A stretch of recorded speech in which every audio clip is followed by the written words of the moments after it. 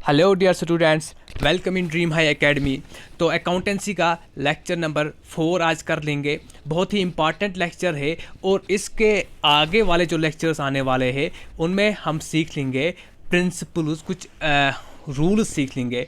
Debiting crediting rules हम इसके अगले वाले लेक्चर में हम सीख लेंगे, ठीक है ना। आज इम्पॉर्टेंट इस हिसाब से है कि कुछ हम जनरली एक्सेप्टेड अकाउंटिंग प्रिंसिपल्स पढ़ लेंगे, ठीक है ना।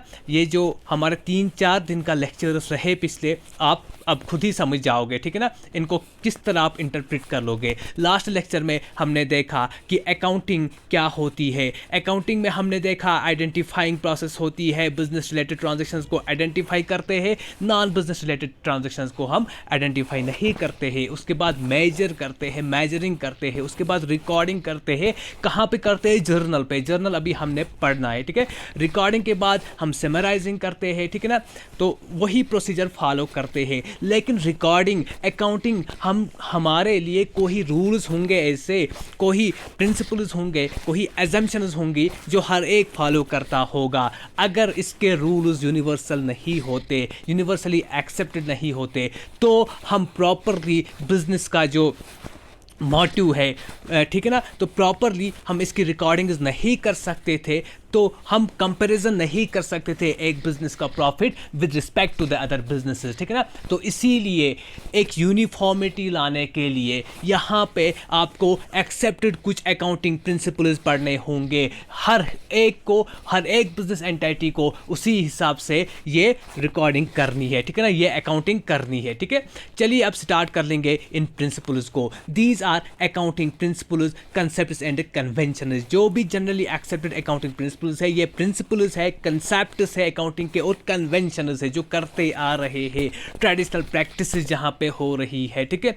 अब ये बेसिक रूल्स है that define the parameters and the constraints with in which accounting operates. ये कुछ ऐसे पैरामीटर्स है विद इन विच, इसी डोमेन में आपकी अकाउंटिंग ऑपरेट हो रही है। यानी आपको इन ही प्रिंसिपल्स को अंडर कंसिडरेशन लेके आपकी अकाउंटिंग करनी है। इन ही प्रिंसिपल्स के अंडर आपको अपनी अकाउंटिंग करनी है, अकाउंटिंग प्रोसेस करनी है, ऑपरेट आपकी अकाउंटिंग इन ही लिमिटेशंस में होगी, ठीक है ना। यही लिमिट्स है। नंबर फर्स्ट प्रिंसिपल पे अगर हम आएंगे, बिजनेस एंटिटी कंसेप्ट और अकाउंटिंग एंटिटी कंसेप्ट, ठीक है। इसको सेपरेट एंटिटी कंसेप्ट भी बोला जाता है। मैंने पहले लेक्चर में भी आपको बता दिया कि ये कंसेप्ट क्या बोल रहा है। हमें पता है, सपोज मिस्टर ए को कोई बिजनेस सेटअप करना है, ठीक है ना। इस कंसेप्ट के हिसाब से, as per this concept, according to business entity concept, business and owner are two separate entities, ठीक है ना। ये दो डिफरेंट चीज़ें हैं। आपका बिजनेस अलग है, आपका जो ओनर होता है वो अलग है, ठीक है ना। So business is considered separate from it is owner. Business and businessman are two separate entities because of this. अब देखिए यहाँ पे आपको समझने वाली बात, कैपिटल क्यों लायबिलिटी बन जाती है और वो इंटरनल लायबिलिटी होती है। सपोज आपको कोई बिजनेस सेटअप करना है, सबसे पहले आपके दिमाग में आता है कि हमारे पास इतना पैसा होना चाहिए कि हम लगाएंगे और बिजनेस सेटअप कर लेंगे। जब बिजनेस सेटअप किया, मतलब सेपरेट एंटिटी बन गया आपका बिजनेस। आपने तो पैसा तो आपका है, मिस्टर ए का पैसा है, ठीक है, जो भी है जिसने बिजनेस सेटअप करना है उसका पैसा लग जाएगा, कैपिटल लग जाएगा। उस पैसे को हम कैपिटल बोलते हैं, जिससे कोई बंदा बिजनेस स्टार्ट करता है, ठीक है ना। ये कैपिटल है, इसने बिजनेस पे ही अब कैपिटल लगाया अपना, ठीक है ना। यहां से ही अब इनकी सेपरेशन हुई। मिस्टर ए अलग पर्सन है और उसका बिजनेस जो है वो अलग एंटिटी होगी। इसीलिए ये बिजनेस अब इसके लिए अलग बन गया। बिजनेस के लिए लायबिलिटी होती है कि क्या लायबिलिटी होती है? कैपिटल। और ये फिक्स्ड लायबिलिटी होती है, लॉन्ग टर्म लायबिलिटी, यानी कि कभी जब बिजनेस बंद हो जाएगा तब ये ओनर पैसा ले सकता है बिजनेस से, ठीक है ना। तो चलिए, so due to this concept कि कैपिटल जो है ये लायबिलिटी बन जाती है। क्यों बन जाती है? क्योंकि बिजनेस एंटिटी कंसेप्ट हमें सिखाता है, हमें बोलता है कि business and businessman are two separate things. जब ये दो सेपरेट थिंग्स है, दो सेपरेट एंटिटीज है, तो ये पैसा जो बिजनेसमैन ने लगाया, ये बिजनेस इसको मानता है कि ये लायबिलिटी है इसके ऊपर इसके ओनर की। Okay, that is why capital is liability और ये इंटरनल लायबिलिटी होती है। ठीक है। और हाँ, दूसरी बात, जब भी ओनर जो है बिजनेस से पैसा निकालता है, क्योंकि ये बिजनेस जो है अलग है, ओनर अलग है, पर्सनल यूज़ के लिए जब भी इसने पैसा निकाला, इसको हम ड्राइंग्स बोलते हैं। ड्राइंग्स इसको बोलेंगे हम जब भी ओनर पैसा निकालेगा बिजनेस से। और ये ड्राइंग ना एसेट होती है ना लायबिलिटी होती है। ये क्या करता है, सिंपली जब ये बिजनेसमैन है, ये बिजनेस है, ये ओनर है, यहाँ पे ये इसका बिजनेस बैठा है, these are two separate entities as per this business entity concept. तो इस ओनर को पैसा चाहिए कुछ अपने पर्सनल यूज़ के लिए, कार लानी है, बाइक लानी है, जो भी यूज़ करना है, तो ये यहाँ से पैसा ड्रा कर लेगा, इसको हम ड्राइंग बोलते हैं। ठीक है ना। लेकिन ये सेपरेट, जब दो सेपरेट एंटिटी है, ड्राइंग ना इसका एसेट होगा बिजनेस का, ना बिजनेस के लिए एक्सपेंस है। क्यों एक्सपेंस होगा? अरे ये तो पर्सनल यूज़ के लिए करता है। तो फिर क्या होता है, ये रिडक्शन होता है कैपिटल में। ओनर बोलता है कि ये मेरी ही लायबिलिटी आप पे है, मेरा ही कैपिटल आप पे है, तो इसमें से ही मैं कोई थोड़ा सा पैसा निकालता हूँ अपने यूज़ के लिए। तो आप इसको रिडक्शन करो, लायबिलिटी कम हो जाती है। हाँ, ड्राइंग से लायबिलिटी कम हो जाएगी। बिजनेस का ना ये एसेट होगा ना ये लायबिलिटी है बिजनेस की ड्राइंग। बट ड्राइंग क्या करता है, लायबिलिटी ख़त्म करता है, कम करता है, ख़त्म नहीं करता है, कम करता है। जो इंटरनल लायबिलिटी सपोज अब तक 10 लाख थी, 1 लाख ओनर ने निकाला, ड्राइंग करी, खुद के लिए यूज़ किया, अब 9 लाख ही बिजनेस के लिए लायबिलिटी बनी। ठीक है। तो इस तरह से बिजनेस एंटिटी कंसेप्ट हमें सिखाता है कि बिजनेस की ट्रांजैक्शंस अलग करो, पर्सनल आपको जो भी करना है वो अलग करो। ठीक है। मनी मेजरमेंट कंसेप्ट, और ये आप सब पता होगा आप सबको इस बारे में, मनी मेजरमेंट कंसेप्ट। जब हमने मेजरिंग पढ़ लिया अकाउंटिंग में, हमने देख लिया कि identify only those transactions and events that have the monetary value. मैंने आपको कल भी बताया, सपोज आपने कोई गुड्स परचेज किया, ठीक है, मशीनरी परचेज किया, परचेज्ड मशीनरी फॉर ₹10 लाख, ठीक है। तो इस मशीनरी को आप मॉनेटरी वैल्यू में क्वांटिफाई कर सकते हो। क्वांटिफाई किया आपने मनी में, मतलब आप इसकी रिकॉर्डिंग कर सकते हो, इसकी ट्रांजैक्शन रिकॉर्ड कर सकते हो। लेकिन मैंने आपको बताया कि मेरा एक एम्प्लॉय जो है बहुत ही एफिशिएंट है, मैं इसकी एफिशिएंसी को मनी में मेजर नहीं कर सकता। इतने हज़ार की इसकी एफिशिएंसी है, मैं इस मेजरमेंट को, इस क्वालिटी को, सो क्वालिटेटिव डेटा यहाँ पे नहीं चलता है। आपकी मनी मेजरमेंट में क्वांटिटेटिव डेटा, जिसको आप क्वांटिफाई कर लोगे मनी में, वो डेटा आप रिकॉर्ड कर सकते हो। सो मनी मेजरमेंट कंसेप्ट सिंपली कहता है कि रिकॉर्ड दो transactions that can be measured on the monetary terms. Okay. अब इसके बाद देखो going concern concept, perpetuity concept भी इसको बोला जाता है। गोइंग कंसर्न कंसेप्ट, इसके लास्ट में हमें अकाउंटिंग इक्वेशन आज जानना है, ठीक है ना। आप लास्ट तक बने रहे हमारे साथ और बहुत ही आपको इजी से वो कंसेप्ट समझ आ जाएगा। गोइंग कंसर्न कंसेप्ट क्या बोलता है, जब भी आप पे ही, अगर मैं आपसे ही पूछ लूँगा, जब भी आपको कोई बिजनेस खोलना होता है, क्या आपका ये इंटेंशन होता है कि मैं इसको बंद करूँ? नहीं, बल्कि हमारा इंटेंशन होता है कि हमारा बिजनेस जो है एक्सपेंड हो जाए इतना कि बंद करने का नाम ही नहीं होता है कहीं पे। जब भी बिजनेस कोई स्टार्ट करता है तो उसको एक्सपेंड करने की कोशिश होती है। यही कंसेप्ट बोलता है गोइंग कंसर्न कंसेप्ट, कि आपका जो बिजनेस है it shall continue for a foreseeable period, ठीक है ना। अननोन पीरियड, इनडेफिनेट लाइफ होती है आपकी बिजनेस की, पता ही नहीं कितने देर तक चलेगा, बहुत देर तक बहुत लाइफ होती है आपकी बिजनेस की। सो because of this concept distinction is made between capital expenditure and revenue expenditure, जो मैंने पहले लेक्चर पे आपको बता दिया, पहले की दूसरे लेक्चर पे। एक्सपेंचर्स क्या होते हैं, कैपिटल एक्सपेंचर होता है, एक रेवेन्यू एक्सपेंचर होता है, ठीक है ना।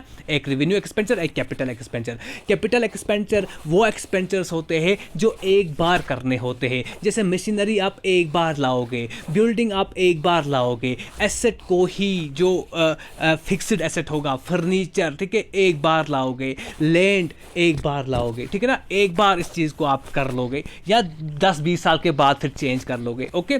कैपिटल एक्सपेंचर वही एक्सपेंचर्स होते हैं। रेवेन्यू एक्सपेंचर जो आप एक साल में ही, और हाँ, कैपिटल एक्सपेंचर में तब ही करोगे कैपिटल एक्सपेंचर जब आप इसके benefits over the period of time आप इसके बेनिफिट्स को एंजॉय कर लोगे, सालों साल इसके बेनिफिट्स को एंजॉय कर लोगे। बिल्डिंग एक बार आपने एक्सपेंस किया, वहाँ पे कैपिटल एक्सपेंचर हुआ, लेकिन बिल्डिंग में आप बहुत साल, 10 साल, 20 साल आप वहाँ पे काम कर सकते हो, उसका बेनिफिट एंजॉय कर सकते हो। रेवेन्यू एक्सपेंचर में क्या होता है, आपको एक ही साल वो कंज्यूम करना होता है उसका बेनिफिट। जैसे आपने सैलरी दी एम्प्लॉयज़ की, तो उसी महीने वो उसका आप उसका बेनिफिट उठा सकते हो। इलेक्ट्रिसिटी बिल दी, ठीक है ना, सेल करी, रेवेन्यू में आएगा आपका सेल। रेवेन्यू एक्सपेंचर ये एक्सपेंचर्स होते हैं जो बार बार आपके बिजनेस में आपको करने होते हैं। सो गोइंग कंसर्न कंसेप्ट की वजह से ही हम डिस्टिंक्शन करते हैं कि कैपिटल कौन सा एक्सपेंचर है और रेवेन्यू कौन सा एक्सपेंचर है। जब हमें अपने बिजनेस को बंद ही करना है 1-2 साल में, तो फिर क्यों कैपिटल एक्सपेंचर और रेवेन्यू एक्सपेंचर अलग से दिखाएंगे, ठीक है ना। या और एक बात है, हम इस कंसेप्ट को, इस एजम्पशन को क्यों मान के चलते हैं।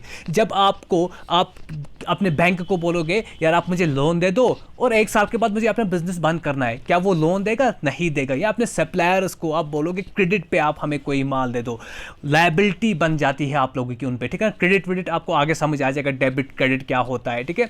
तो आप बोलोगे अपने सप्लायर को हमें माल दे दो, या क्रेडिट पे माल लिया आपने सप्लायर से, क्या वो माल देगा अगर उसको पता होगी ये कि आप 1 साल के बाद अपना बिजनेस बंद करने जा रहे हो? तो नहीं। इसीलिए इस एजम्पशन को मानना होता है कि हमारे बिजनेस की जो लाइफ है वो इनडेफिनेट लाइफ है, ठीक है, फॉरसेबल पीरियड के लिए हमारा बिजनेस चलेगा आगे। ओके, अकाउंटिंग पीरियड कंसेप्ट, अब ये तो परेशानी उठी यहाँ पे, या पीरियोडिसिटी कंसेप्ट बोलेंगे, ये तो बिल्कुल कंट्राडिक्ट करता है ऊपर वाले कंसेप्ट के साथ। देखो किस तरह से हम इसको समझेंगे।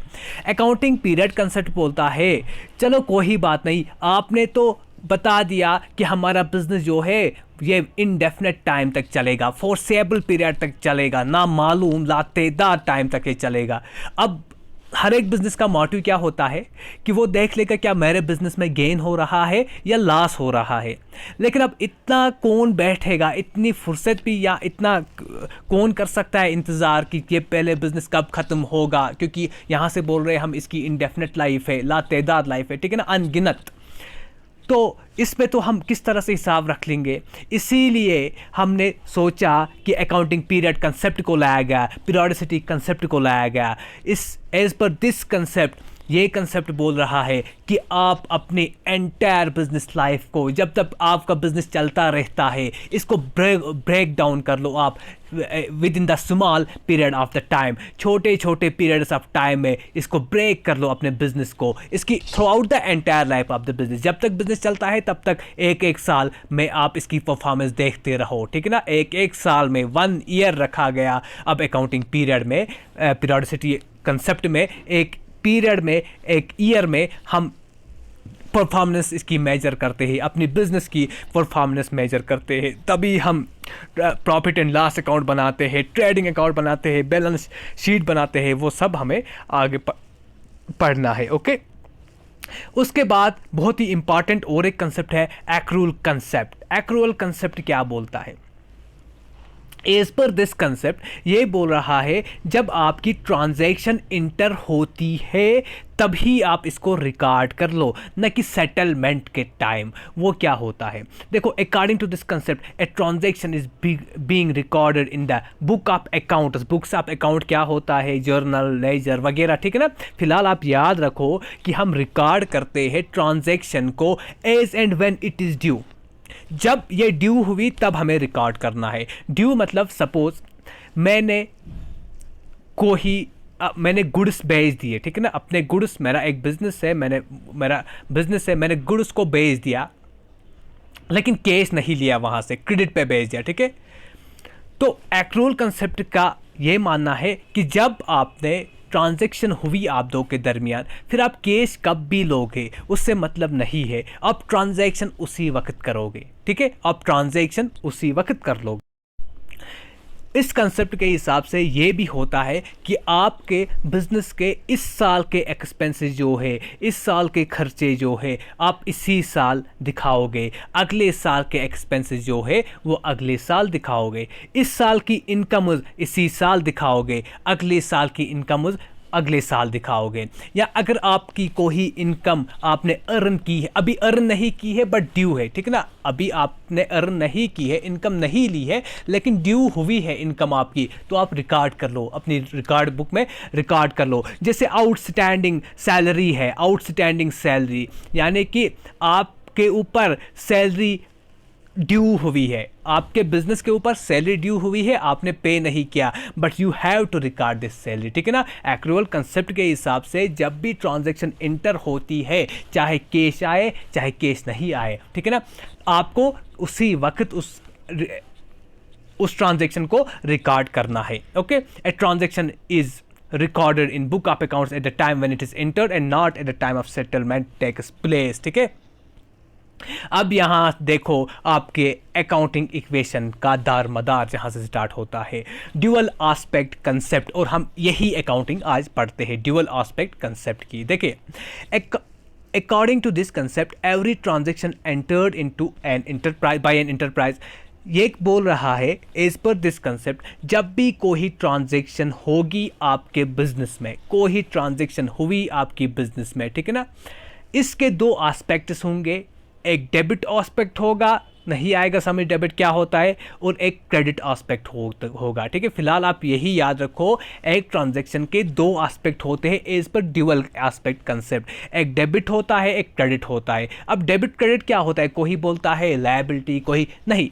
देखो, debit is the left hand side और credit is the right hand side, फिलहाल आप इतना ही याद रखो। फिर हम देखेंगे डेबिट कहाँ होता है, एक्सपेंसेस से क्या होता है, इसके बाद हम रूल सीखेंगे, अकाउंटिंग इक्वेशन के बाद हम रूल सीखेंगे, फिर आप खुद बता दोगे डेबिट क्या क्या होते हैं, क्रेडिट क्या होता है। ओके, सो ड्यूअल कंसेप्ट में क्या होता है, ड्यूअल कंसेप्ट बोल रहा है जब भी कोई ट्रांजेक्शन हो रही है, इसके दो एस्पेक्ट्स होते हैं, एक डेबिट होता है, एक वाला क्रेडिट होता है, इसके दो फोल्ड्स होते हैं इस ट्रांजेक्शन में, एक साइड डेबिट होगा, एक साइड क्रेडिट होगा, ठीक है। और इस ड्यूअल कंसेप्ट को बेस्ट एक्सप्लेन करता है, बेस्ट एक्सप्लेन कर लेगी अकाउंटिंग इक्वेशन। अकाउंटिंग इक्वेशन इसका प्रूफ देती है ड्यूअल एस्पेक्ट कंसेप्ट का। देखिए किस तरह से अकाउंटिंग इक्वेशन यहां से स्टार्ट होगी आप लोगों की। सपोज मैंने आपको पहले दिन बताया था कि कैपिटल हमने इंट्रोड्यूस किया, जब कैपिटल इंट्रोड्यूस किया तभी पॉसिबल हुआ कि हम एसेट्स को परचेज करें, जब कैपिटल हमारे पास है तभी हमने एसेट्स को परचेज किया, ये ठीक है, ठीक है ना। कैपिटल हमारे पास आया तो एसेट्स हमने परचेज किया। क्या मैं ऐसे लिख सकता हूँ assets is equal to liabilities, क्योंकि एसेट्स हमारे पास वही होंगे जो हम कैपिटल से लाएंगे या एक्सटर्नल लायबिलिटी। फिलहाल इतना ही मान लो मेरे पास assets is equal to liability. फिर अलग बात है कैपिटल लायबिलिटी, क्योंकि कैपिटल भी लायबिलिटी है, ठीक है, कैपिटल भी लायबिलिटी है और अदर लायबिलिटीज एक्सटर्नल लायबिलिटीज। देखिए फिर से समझाता हूँ, asset is equal to capital plus liability, ये दोनों अगर हम देख लेंगे लायबिलिटी है, ये इंटरनल लायबिलिटी है, फिक्स्ड लायबिलिटी है, और ये एक्सटर्नल लायबिलिटी होती है जो ओनर, यानी कि दिस इज टूवर्ड्स ओनर और this is other than the owner. Outsiders, owner को ओन नहीं करता है बिजनेस यहाँ पे, आउटसाइडर्स को, जैसे बैंक लोन है, ठीक है, क्रेडिटर से। ओके, सो एसेट्स तभी आएंगे जब हमारे पास लायबिलिटी होगी। कौन सी लायबिलिटी, चाहे कैपिटल होगा चाहे लायबिलिटी होगी, यानी कि हमारे बिजनेस में, चलो इस लायबिलिटी को फिलहाल छोड़ो आप, एक्सटर्नल लायबिलिटी को, जब कैपिटल आएगा तभी हम एसेट्स ला सकते हैं। तो कैपिटल क्या है, कैपिटल एक बिजनेस की लायबिलिटी है। क्यों लायबिलिटी है, because of the separate entity concept, ठीक है। सेपरेट एंटिटी कंसेप्ट बोलता है, बिजनेस एंटिटी कंसेप्ट हमें सिखाता है ये कि business and businessman are two separate person, two separate entities. Okay, तो कैपिटल लायबिलिटी है, इसीलिए मैंने लिखा assets is equal to liabilities. अब capital is internal liability plus, अगर और भी मैं ऐड करना चाहता हूं तो external liabilities, capital plus liabilities. अब देखो आपकी अकाउंटिंग इक्वेशन यहां से केस से आपको समझ आएगी।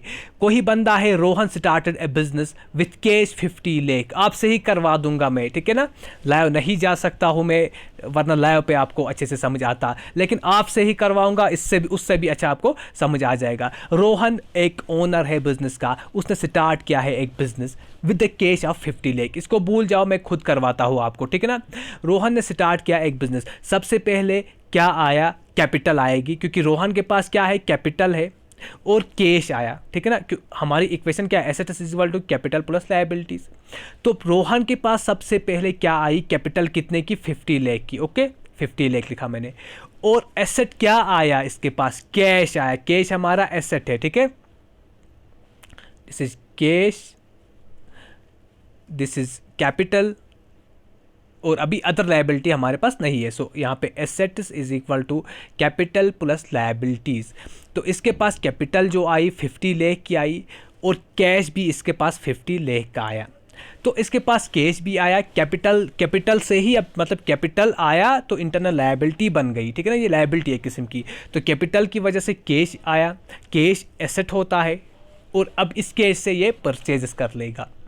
और उसके बाद रोहन ने सोच लिया चलो मैं अब अपने बिजनेस में एसेट्स लाता हूँ। बिल्डिंग इसने सबसे पहले परचेज करी 10 लाख की, बिजनेस 10 लाख की परचेज करी। देखिए अब इस ट्रांजैक्शन में 2 एस्पेक्ट्स, इसमें भी 2 एस्पेक्ट्स है लेकिन आपको समझ नहीं आएगा, इसमें आपको समझ आ जाएगा। रोहन ने बिल्डिंग परचेज की 10 लाख की, कितने की 10 लाख की परचेज की। तो इसको मैं ऐसे लिखूंगा, मेरे पास अगर फिर से ये इक्वेशन 1 थी, अब 2 में मैं फिर से लिखता हूँ, कैश है और बिल्डिंग आई, कैश और बिल्डिंग आई, यहाँ से कैपिटल और लायबिलिटी है, ठीक है ना। कैश मेरे पास 50 लाख था, लेकिन 10 लाख यहाँ से चले गए और बिल्डिंग को गए वो, ठीक है ना, उससे ही मैंने बिल्डिंग लाया। तो यहाँ पे मेरा 40 लाख ही कैश बच जाएगा, 40 लाख ही कैश बच जाएगा। और बिल्डिंग कितने की आई, 10 लाख की। देखो 2 फोल्ड यहाँ पे हुआ, एक चीज़ आया बिजनेस में, एक चीज़ बिजनेस से चला गया, ठीक है, एक चीज़ आया एक चीज़ चला गया। सो कैश आया और बिल्डिंग आई। कैपिटल में कुछ नहीं होगा, कैपिटल उतनी की उतनी है, क्योंकि कैपिटल लायबिलिटी है बिजनेस की towards the businessman, towards the owner, और ये कम नहीं होगी ना, क्योंकि यही इंटरनल 50 लाख है, 50 लाख रहेगी। फिर देखेंगे ड्राइंग वाइज और होती है तो उसे रिडक्शन होगा कैपिटल का, ओके, या लॉस वास कहीं पे आपको इनकर होगा बिजनेस में। उसके बाद देखो फिर बिजनेस को, बिल्डिंग को परचेज किया, उसके बाद अब बोला मैं मशीनरी भी लाऊंगा, ठीक है, मशीनरी भी मैं लाऊंगा, लेकिन मशीनरी इसने क्रेडिट पे लाया, 10 लाख की क्रेडिट पे लाया मशीनरी।